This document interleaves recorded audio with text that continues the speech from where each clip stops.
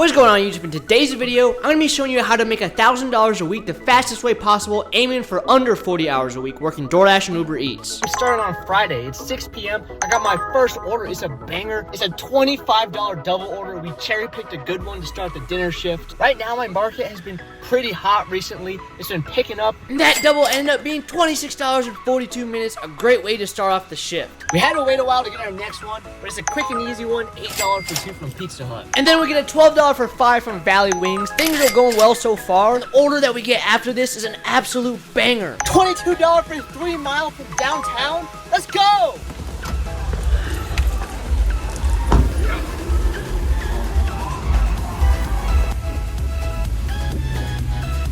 Unfortunately, there was a 10-15 minute wait at my second pickup, but it still should be worth it. And you bet it was worth it. $14 extra tip on this one, bringing it up to $36. That's a top tier order.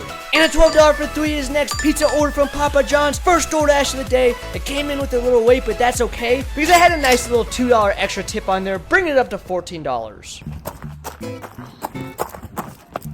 It's 9 o'clock now, towards the end of the dinner shift. I was able to get this one, but I'm not sure how many more orders I'll be able to get after this. I'm starting to see the orders dry up. 9 p.m. is kind of the transition hour to late night orders. It's also usually around the time I stop when I'm just doing a regular weekday shift like this. But the fact that I was able to squeeze in one more solid one before the shift ended was definitely a good thing. And it was a great day. I made $110 in 3 hours and 15 minutes. Honestly, can't ask for better numbers than that for a dinner shift. With that $30 an hour shift, I do want to point out that not every market is the same. For example, here in Scottsdale, it's a rich area. It's going to be easier to make $1,000 in a week than smaller markets. I just really wanted to point out this fact because the unfortunate truth is not every city you're going to be able to make $1,000 in a week. Unless you want to work a lot of hours. It depends on where you live, and honestly, it all mainly depends on tips from rich people ever since the apps have been decreasing the base pay. But if you live near a decent market, then it is very possible to follow these strategies, trying to make $1,000 a week in less than 40 hours. And we're starting off Saturday pretty early at 8:30 a.m. I'm going to try to put in more hours today. My first 4 orders of the day were fast food orders, starting off with an $8 for 3 from Krispy Kreme, $12 for 4 from Taco Bell that came with a quick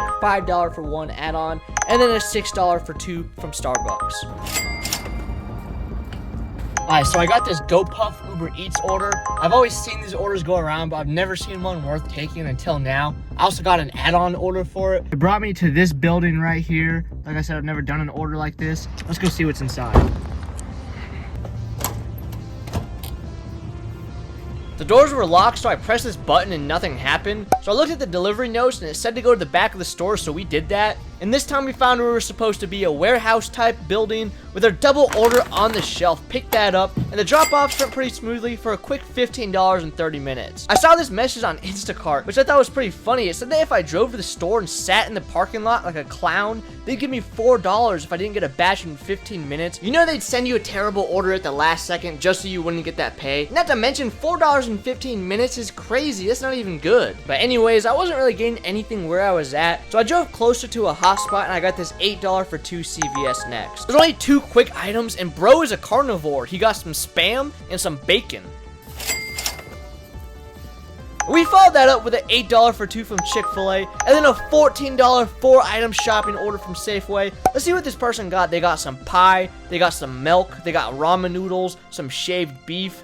And just because I had to choose a cheaper replacement for the milk, I got 26 cents less for that one. I hate that feature on Uber Eats. I swear it used to not be that way. Let's go! $19 for 7 miles. These are the type of orders that I love doing. It was actually 9 miles and dropping off pretty far away, so not as good. Got it done in 30 minutes, which is great. $21 in 30 minutes. But I didn't get anything out there and had to drive pretty much all the way back. That's gonna hurt $1 per mile ratio. But this makes up for $10 for 1 from Shake Shack, and then a $9 for 4 add-on. We're definitely taking that. Got it picked up now, and imagine being so rich that you could order water on Uber Eats. I guess that's what happens when you live in a house like that. But this is our last order I did for the brunch shift. I'm gonna take a little break and go home until a dinner rush. So far today, we're at $118 in 4.5 hours for an hourly rate of $26.40. Good numbers to have set up before that dinner rush. Also, if you guys are enjoying the video so far, hit that subscribe button. We're trying to reach 50,000 subscribers here on this channel. Alright, so we are back out for the dinner shift. Our first order is $18 for 9 miles.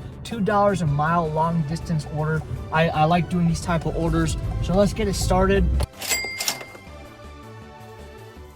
$17 for 7 from Uber Eats, and this order looks like it's gonna be massive. Look at all these tacos. Another $21 in 30 minutes, and we made $40 in our first hour of the dinner rush. And that's why I skipped the slow hours of the day to get to the good stuff. And our next dinner rush order was a $20 for 11 sushi order. The potential for an extra tip is there. But when I got there, only one was ready, and they said they were insanely backed up. They said it might be 30 minutes to an hour to wait for this one, which sucks because it looked like the one that was going to give a massive extra tip. But I didn't want to wait 30 minutes to an hour, so I only picked up the one that was ready and headed to the drop-off, knowing it's not going to be as much as I wanted. I never know if it's like you guys are picking it up and going to 7 different spots. Oh, yeah.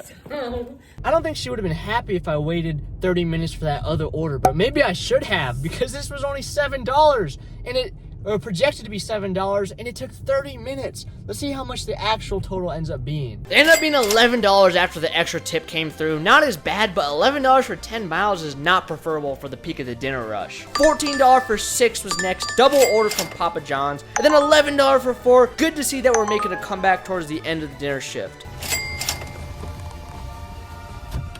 And to top it all off, an easy double order, $10 for 2 and $11 for 4 add-on. Both picking up from fast food restaurants and dropping off to mansions. With a crazy extra tip, especially for a fast food order, these people got money, and I earned a quick $29 in 28 minutes. Combining the 2 shifts together, I made $225 in 7 hours and 45 minutes, which averages out to $29.13 an hour. A lot of ups and downs today, but a lot more ups than downs. For Sunday, day number 3, I did an attempt number 8 of my $700 in 1 day challenge series, which I made into its own video. It was during this week, but I just recently posted it first before this week recap. Check out that video out if you want to see if I made it or not, but I'm about to spoil it in 3, 2, 1. I did not make it, but I made $514 working 18 hours and 15 minutes. I didn't reach my goal, but still decent earnings, and doing long shifts on the weekend is always going to help keep your hourly rate high and your total higher for the week as well. And with that being said, I skipped Monday and Tuesday completely and went out for the Wednesday dinner shift, but unfortunately, it wasn't as busy as it's been. And we're starting this Wednesday dinner shift off with just this $7 for 3. Nothing crazy, but I'm not seeing any big dinner time orders right now. We got an $8 for 3 next sushi order, and it says it's 6 rolls of sushi, so hopefully there's an extra tip on this one. And it did have an extra tip, bringing it up to $10. That's always satisfying to see. Grubhub coming in with a 3rd order. It's been a while since I've done a Grubhub at all, but from Quick Chinese, I know I can get this done quick. Whether you're making $1,000 a week or just a few extra bucks on the side, you need to be tracking your miles. And you can do that easily with today's video sponsor, Everlance. Everlance automatically tracks your miles. All you need to do is swipe right for work and left for personal. It's that simple. Another feature the app has is you can track other expenses that are tax deductible. For example, if you buy a pizza bag or a catering bag, you could track that using the app and upload the receipt, which will make things a lot easier for you down the road instead of worrying about losing physical receipts. And then simply at the end of the year, get a download of all your trips and expenses for tax deductions. And Everlance isn't just for delivery drivers. Whether you're self-employed, a real estate agent, an influencer, content creator, freelancer, consultant, dog walker, etc., you are likely missing out on thousands in tax deductions if you do not track your mileage and expenses. By tracking everything, you're going to be able to make tax season a lot easier on yourself and reduce the stress that you have once everything is all organized in this all-in-one app. Make sure you click on the link in the description to download the app and get a 7-day free trial. Now let's get back into the ride along. This is a good one right here. $8 for 2. We're definitely going to take that. They're insanely backed up. I guess everybody woke up this morning and decided they were going to eat wildflower tonight. The restaurant looked understaffed and it looked like there's going to be a super long wait, so I unassigned it. But I probably should have just waited for it because I didn't get much after. Man, we're not getting nothing. I got to take this $12 for 9. $6 for 2. Just accepted it. I think the restaurant's right here, so that's pretty good. Yeah, down there. 25-cent extra tip. Let's get it.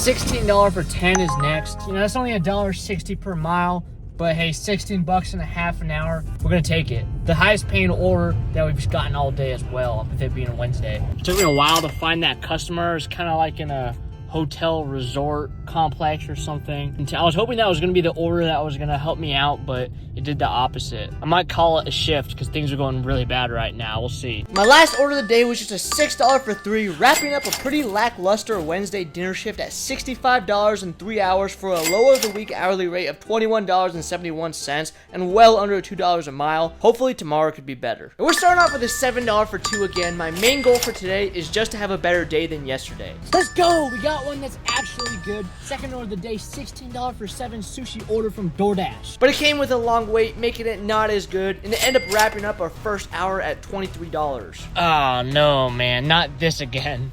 We're back here waiting for an order. I'm hoping it's not a repeat of yesterday. I don't really want to do this one. $13 for about 7 items from Target, but I feel like I had no choice but to take it. These last few weeks have been super busy in my area. I've had multiple $30 an hour days, but today and yesterday hasn't been acting on that level. That apartment was one of the most annoying apartments to drop off to, so it took a little bit longer, but we got a worthy dinner time order right here. $18.50 double order for 6 from DoorDash. Let's get it.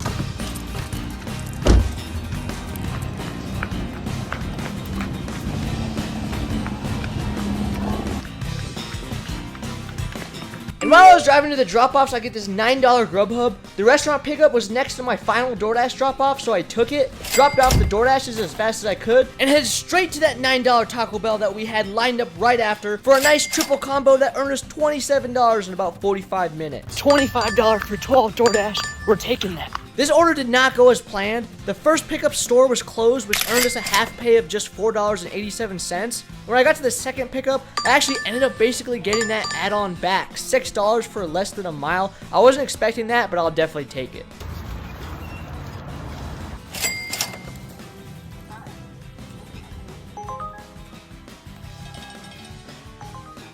$7 for 1. We're not turning that down. Long Long's famous wings.